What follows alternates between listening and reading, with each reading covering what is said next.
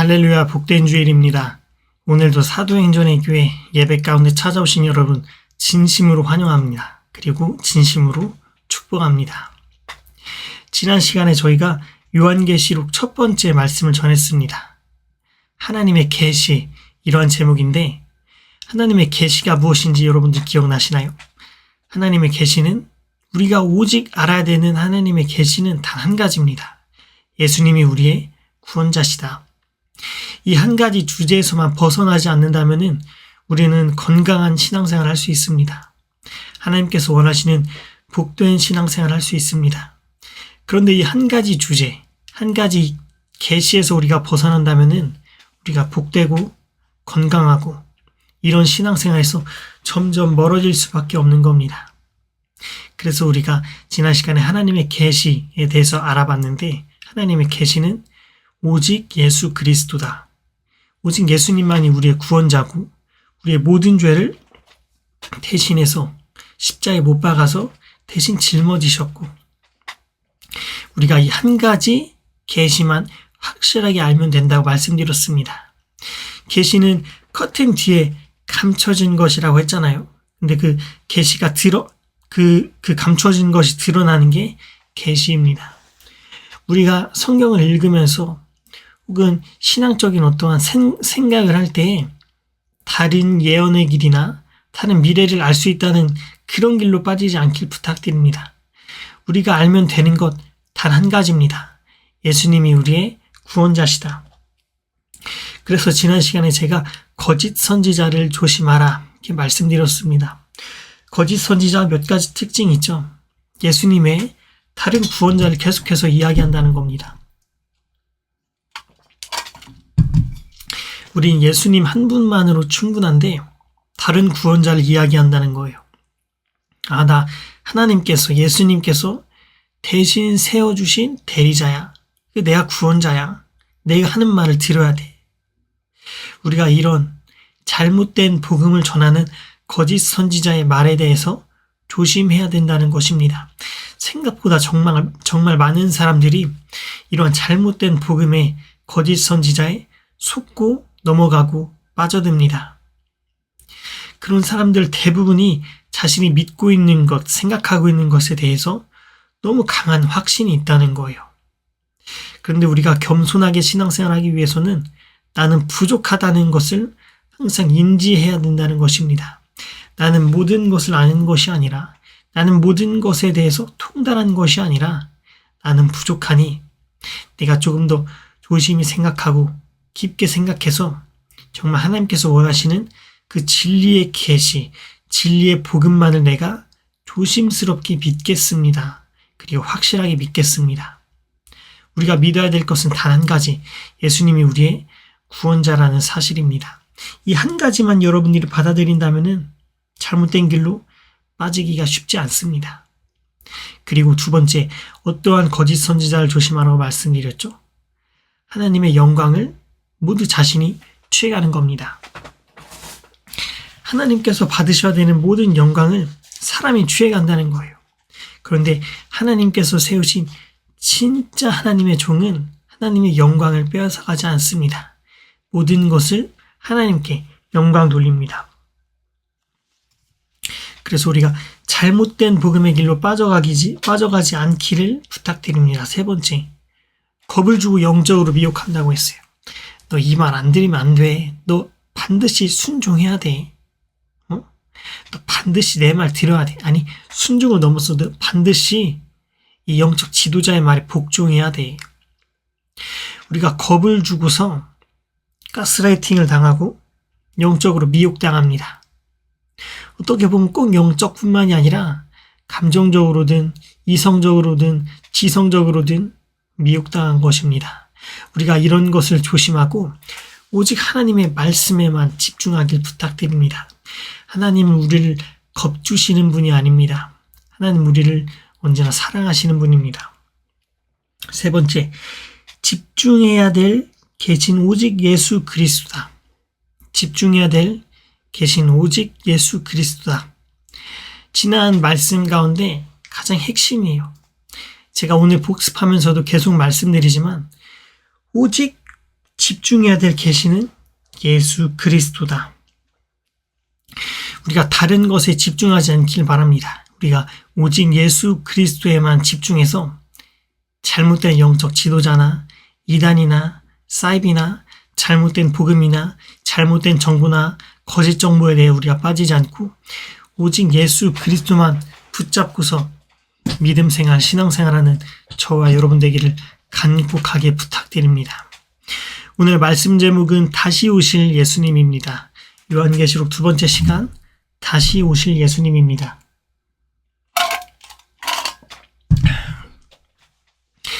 오늘 말씀은 요한계시록 1장 7절부터 8절입니다.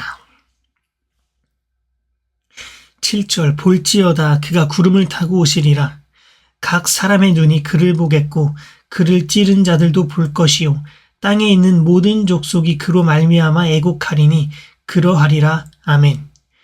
8절, 주 하나님이 이르시되 나는 알파와 오메가라.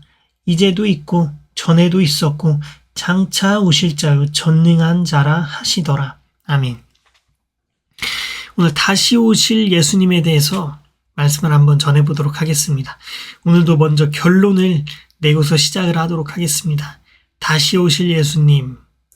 여러분, 예수님께서는 반드시 다시 오십니다. 우리가 이 예수님께서 재림한다는 이 신앙과 믿음을 절대로 저버리지 않기를 부탁드립니다. 예수님께서는 우리에게 반드시 다시 오십니다. 우리가 이것을 믿지 않고 우리가 이 성경 말씀을 순수하게 받아들이지 못하고 신앙생활하지 않기를 부탁드립니다. 예수님께서는 반드시 오십니다. 예수님께서 반드시 오시는데 우리가 그 신앙 가운데 조심해야 되는 것이 있어요. 이번에도 거짓 선지자가 우리를 어떻게 미혹하는지 한번 살펴볼 거예요. 그리고 우리가 다시 오실 예수님을 확실하게 믿는다면은 이렇게 신앙생활해야 된다. 이렇게 믿어야 된다. 이렇게 살아가야 된다. 이러한 주제에 대해서도 한번 나눠보도록 하겠습니다. 우리가 한 가지 확신을 가지고 살아갈 것 한번 따라해 볼까요? 예수님께서는 반드시 다시 오십니다. 예수님께서는 반드시 다시 오십니다. 다시 오시겠지. 이런 정도의 두루뭉술한 표현이 아니라 분명하고 확실하고 명료하게 예수님 반드시 다시 오십니다. 이렇게 신앙 고백할 수 있는 저와 여러분 될 수 있기를 간절히 부탁드립니다. 첫 번째입니다. 예수님은 다시 오시지만 언제 오실지는 모릅니다.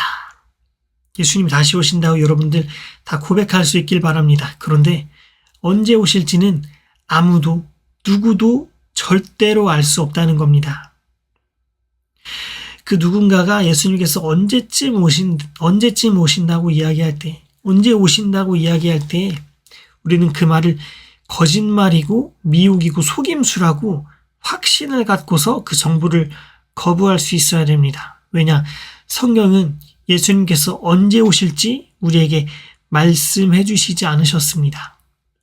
그리고 너희는 그때와 그 장소를 모른다고 하셨습니다. 예수님께서 언제 오신다? 우리는 절대 몰라요. 우리는 알 수가 없어요. 하나님께서 그것은 우리가 모른다고 이미 말씀해서 못 박아 놓으셨기 때문입니다. 저희 할아버지 이야기를 한번 해드리도록 할게요.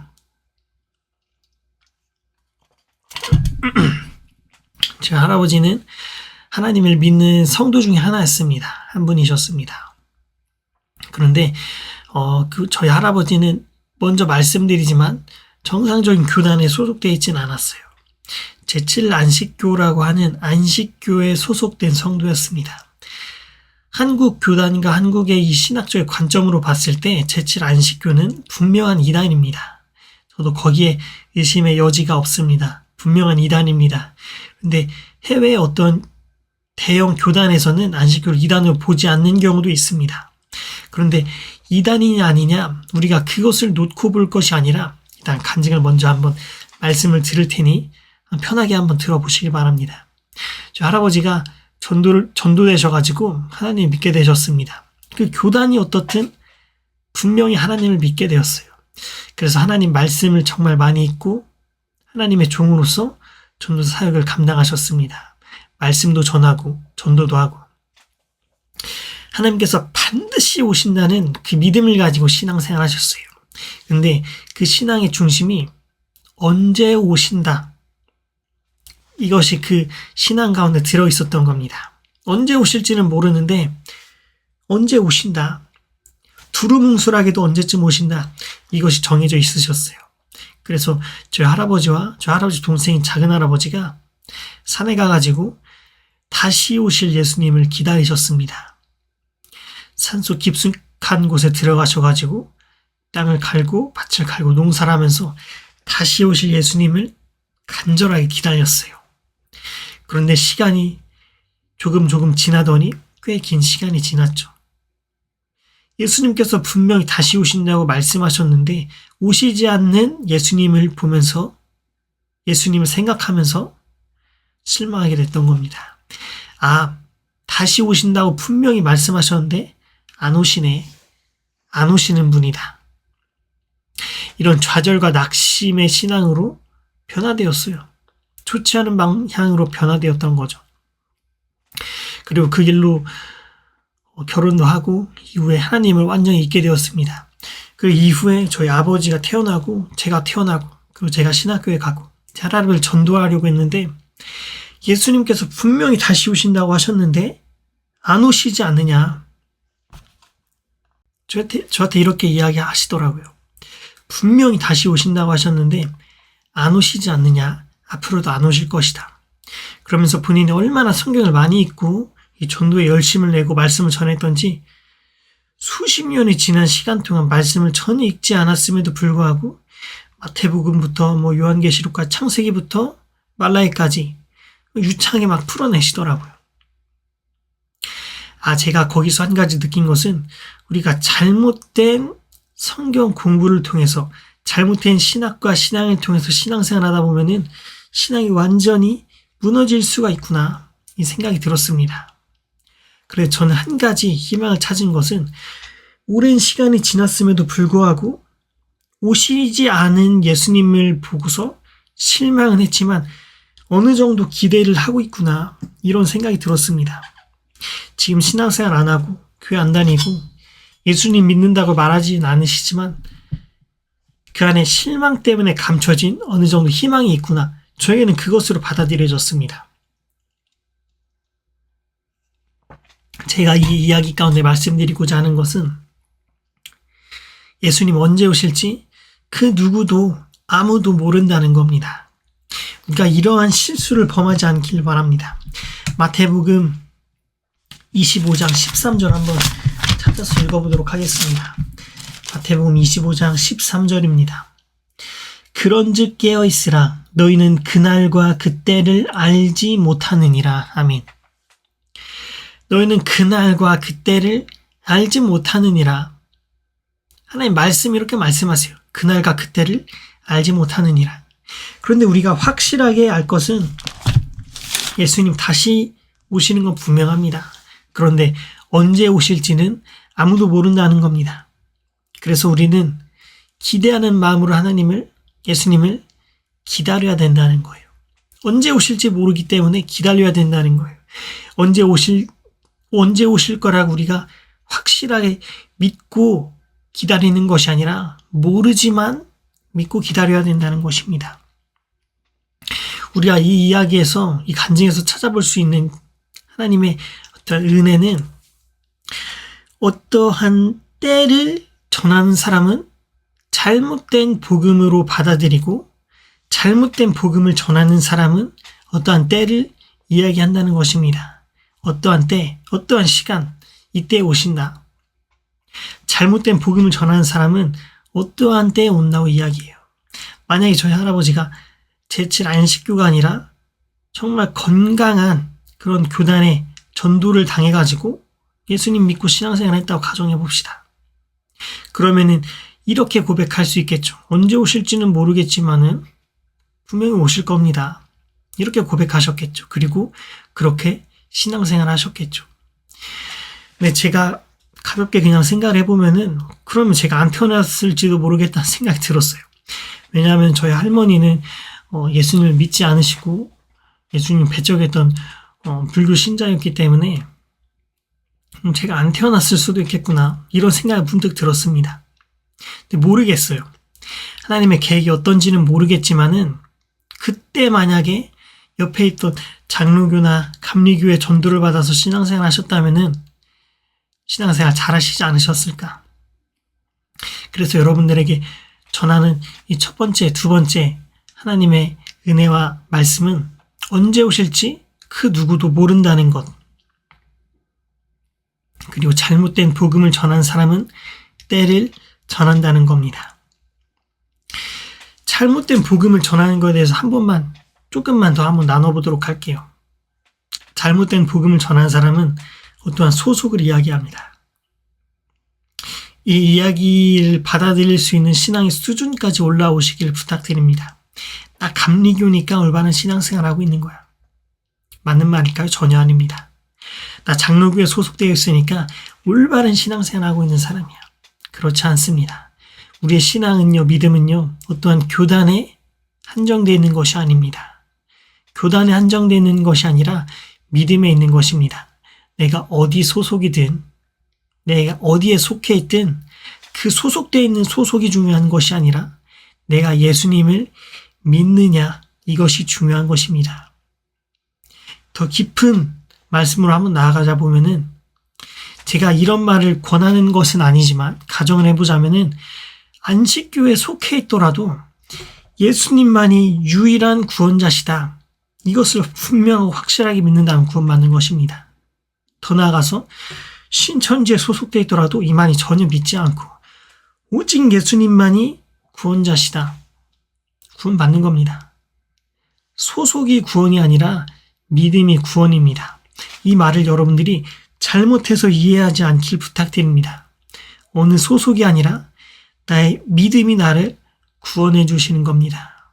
어느 소속에 있어서 내가 그 소속에 속한 말을 잘 듣고 내가 소속되어 있으니까 구원받는다. 그것이 아니라 내가 예수님을 그리스도로 믿는 그 믿음이 나를 구원해 준다는 것입니다. 그래서 여러분들, 내가 어디에 있든 예수님만 믿기를 부탁드립니다. 내가 어디에 있든 잘못된 복음 언제 오신대, 어느 때에 오신대, 이런 것을 믿는 것이 아니라 알 수는 없지만 우리는 다시 오실 예수님을 믿습니다. 이렇게 고백하는 저와 여러분들 될 수 있기를 간절히 부탁드립니다. 두 번째입니다. 재림신앙으로 이렇게 살아야 됩니다. 재림신앙으로 이렇게 살아야 됩니다. 재림신앙으로 우리는 지혜롭게 살아야 됩니다. 재림신앙으로 우리는 건강한 복음 안에서 살아야 됩니다. 한번 나눠보도록 하겠습니다. 첫 번째, 지혜롭게 살아야 된다는 것입니다. 우리는 재림신앙으로 지혜롭게 살아야 된다는 거예요. 이 지혜에 대해서 그냥 여러 방면에 대해서 생각을 해볼 수 있겠죠. 그런데 오늘 여러분들이 나눈 지혜는 이것입니다. 종교심이 이성을 마비시켜서 정상적인 사고를 불가능하게 만드는 경우가 더러 있습니다. 건강한 교단에 속해 있든 잘못된 이단이나 사이비에 속해 있든 다 마찬가지예요. 이 종교심이라는 게 건강한 균형을 맞추고 있어야 되는데 종교심이 이성을 마비시켜서 정상적인 사고를 불가능하게 만듭니다. 그래서 가스라이팅을 당해서 전 재산을 바쳐라. 복종하고 순종해. 그리고 너의 시간과 너의 젊음과 너의 모든 것을 바쳐 순종하고 복종해. 우리가 종교라는 것에 빠지게 되면은 이성적 사고 판단이 좀 어려워집니다. 더 나아가서 지성적이고 감성적인 사고 판단도 불가능해집니다. 그것이 정상적인 사고가 불가능하게 만들어지는 결론이 나타나는 거예요. 그런데 우리의 믿음은 종교심에서 나온 것이 아닙니다. 여러분, 기독교를 종교라고 하지 마시길 바랍니다. 우리가 믿는 하나님은 믿음의 하나님입니다. 제가 여러분들에게 여기서 말씀드리고자 하는 것이 무엇이냐? 우리의 믿음은 종교심에서 나온 것이 아니라 예수님의 십자가로 말미암아 육신의 인생과 영혼의 인생이 유익함을 추구하고 있다는 겁니다. 여러분, 신앙생활 왜 하세요? 종교심 때문에 해요. 이것이 아니라 우리가 살고 있는 이 육신의 인생, 그리고 우리의 영혼을 책임지는 영혼의 인생에 유익함을 가져다 주기 때문에 여러분 신앙생활 한다고 고백하시길 바랍니다. 그래서 이성적이고 감성적이고 지성적이고 영성적이고 우리가 이런 것들을 건강한 균형을 가지고서 살아갈 수 있기를 부탁드립니다. 종교심이 이성을 마비시켜서 정상적인 사고가 불가능하게 되면은 종교심으로 하나님을 믿게 되는 겁니다. 그런데 우리는 그것이 아니라 지혜롭게 우리가 하나님을 분명하게 믿지만 이성적 사고 판단도 할 수 있어야 되고 감성적인 느낌도 느낄 수 있어야 되고 지성적인 사고도 할 수 있어야 되고 영성적인 체험과 경험도 할 수 있다는 것입니다. 그래서 예수님께서 분명히 재림하신다. 그럼 어떻게 살아가느냐? 지혜롭게 살아가는 것입니다. 모든 이성, 감성, 지성, 영성이 균형 있고 건강하게 유익함을 추구하면서 성장하는 것입니다. 그런데 지혜롭지 못한 것이 어떤 것이냐? 이성적인 것이 마비되고 감성적인 것이 마비돼서 감성을 느끼지 못하게 해요. 감정을 느끼지 못하게 해요. 지성적인 것, 또한 공부하면서 탐구하는 것을 하지 못하게 막아버리고 영성적인 체험을 비정상적인 체험으로 완전히 변질시켜버리고 우리가 재림신앙으로 어떻게 신앙생활 하느냐? 이성, 감성, 지성, 영성이 균형 있게 우리의 삶의 유익으로 다가온다는 것입니다. 그래서 여러분들 건강한 균형을 이루면서 지혜롭게 재림신앙으로 살아가시길 부탁드립니다. 두 번째, 반드시 다시 오신다는 확신으로 살아야 된다는 것입니다. 예수님께서 반드시 다시 오십니다. 근데 조금 유치한 생각으로 한번 생각을 해보면요. 예수님께서 이 땅에 다시 오시지 않는다면 내가 죽어서 가지. 이렇게 생각할 수도 있어요. 그런데 우리는 이러한 차원에서 생각하고 복음을 받아들이지 않길 바랍니다. 틀린 것은 아니에요. 우리가 그런데 이러한 차원에서 생각하는 것이 아니라 사도행전의 교회, 어떤 교회죠? 말씀을 믿고 그대로 이루어질 것이라고 믿고 살아서 누리는 교회입니다. 말씀이신 하나님이 분명으로 말씀으로 말씀하셨어요. 하나님이 말씀이신데 말씀으로 분명하게 말씀하셨어요. 뭐라고 말씀하셨냐? 볼지어다 그가 구름 타시고 오시리라. 각 사람의 눈이 그를 보겠고 그를 찌른 자도 볼 것이요 땅에 있는 모든 족속이 그로 말미암아 애곡하리니 그러하리라. 아멘.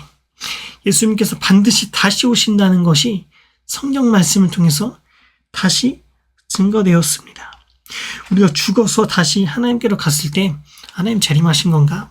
이런 차원에서 우리가 생각하는 것이 아니라 실제로 정말로 반드시 다시 오신다.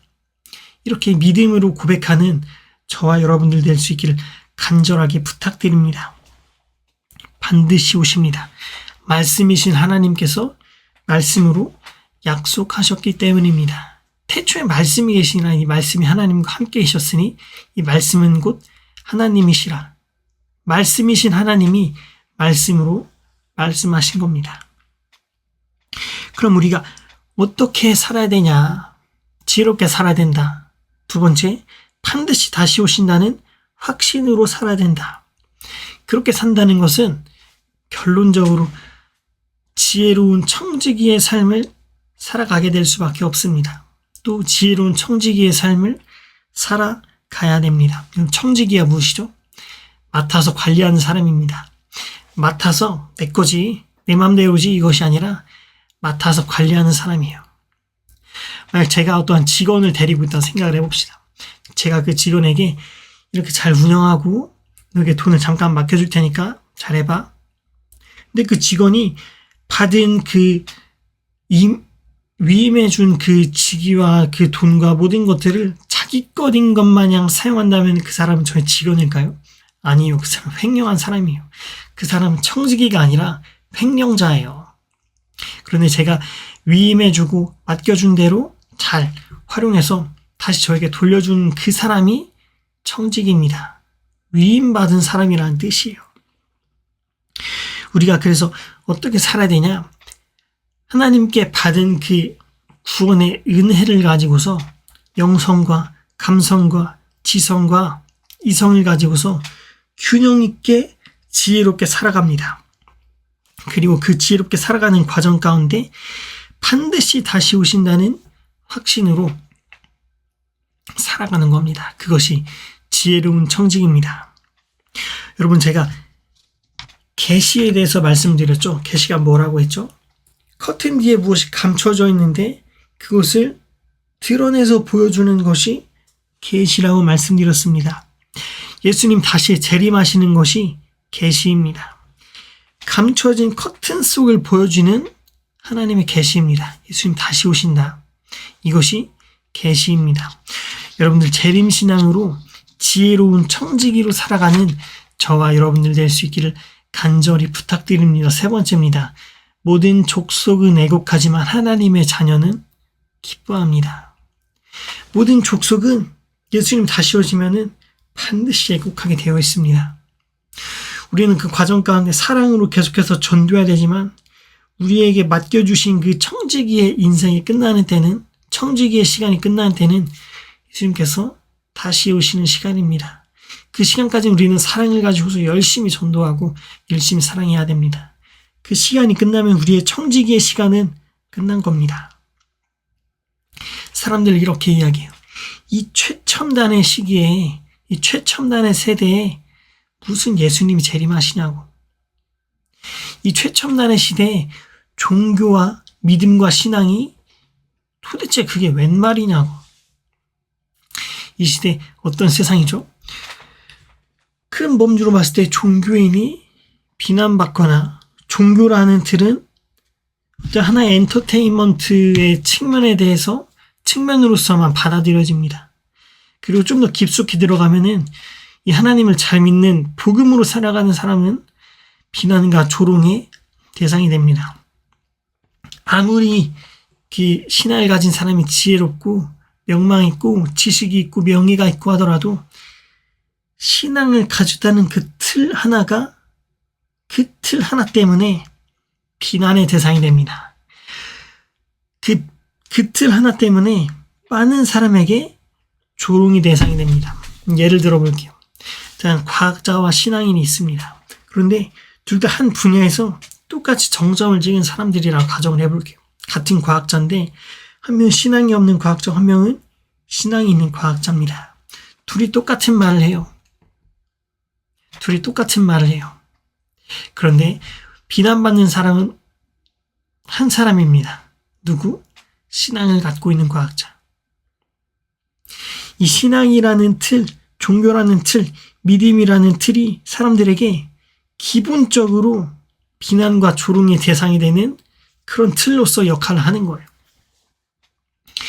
최첨단의 시대, 병원은 치료받을 수 있는 곳입니다. 그런데 병원에서 받는 치료는 한정적입니다. 이 이야기를 과학자도 하고 그 신앙이 있는 과학자도 하면은 이 이야기를 한 두 사람 다 비난을 받는 것이 아니라 신앙인만 비난을 받아요. 너가 계신 하나님은 그것을 치료할 수 있느냐? 너가 믿고 있는 종교는 그걸 치료할 수 있느냐? 네가 믿고 있는 종교보다 이성적 과학적으로 발전한 의학이 우리를 치료해 줄 거야. 비난하고 조롱당합니다. 신앙이 그런 시대예요. 그래서 성도는 지금 애곡할 수밖에 없습니다. 진리이신 하나님을 전하는데 받아들여지지 않기 때문에 그 영혼에 대해서 안타까워하고 슬퍼하는 마음으로 애곡할 수밖에 없는 겁니다. 그런데 예수님께서 재림하는 때에는 그 애곡의 대상이 바뀝니다. 7절 다시 한번 읽어보도록 할게요. 볼지어다 그가 구름을 타고 오시리라. 각 사람의 눈이 그를 보겠고 그를 찌른 자들도 볼 것이요 땅 위에 있는 모든 족속이 그로 말미암아 애곡하리니 그러하리라. 모든 족속이 그로 말미암아 애곡하리라. 예수님 재림의 때에 성도들은요 모든 조롱과 핍박과 고난으로부터 자유하게 됩니다. 반대로 모든 족속은 이렇게 생각할 수밖에 없습니다. 내가 틀렸구나. 성경 말씀에 이렇게 기록되어 있어요. 예수님 재림하는 그때에는 그 사람이 어디에 있든지 모두가 예수님을 볼 거라고.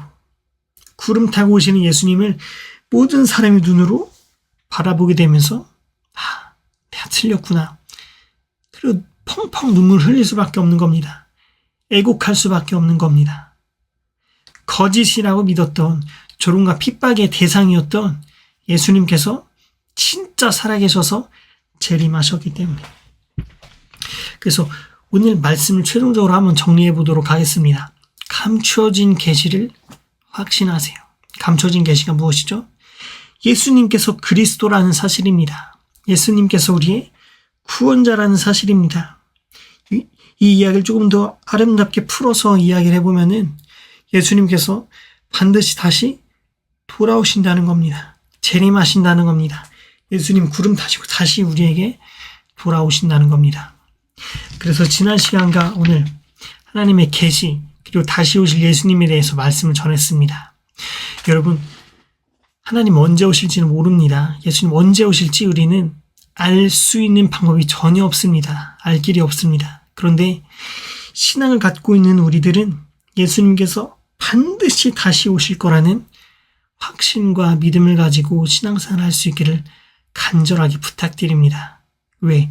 예수님께서 반드시 다시 오시면은 우리가 지금 겪고 있는 고난과 핍박으로부터 우리는 자유할 수 있기 때문에, 우리는 기쁨으로 살아갈 수 있기 때문에, 그리고 지금 예수님 믿지 않는 그 사람들에 대해서 우리가 반대로 조롱하는 그런 마음가짐이 아니라 열심히 전도하지만은, 열심히 사랑하지만은 그때 믿지 못한 영혼들은 이제는 하나님께 맡겨드려야 된다는 그러한 신앙을 가지고 우리가 신앙생활 하길 바랍니다. 그때까지 우리는 사랑으로 전도하고 열심히 전도하고 하나님 말씀 전하고 복음으로 살아가는 저와 여러분들 될 수 있기를 부탁드립니다. 그래서 하나님의 계시, 다시 오실 예수님, 우리가 그것을 확실하게 알고 하나님의 계시는 예수님이 그리스도시다. 그리고 오늘 말씀, 예수님께서 반드시 다시 재림하신다. 이것을 우리가 확실하게 믿고 지혜로운 청지기로 살아가는 저와 여러분들 될 수 있기를 간절하게 부탁드립니다.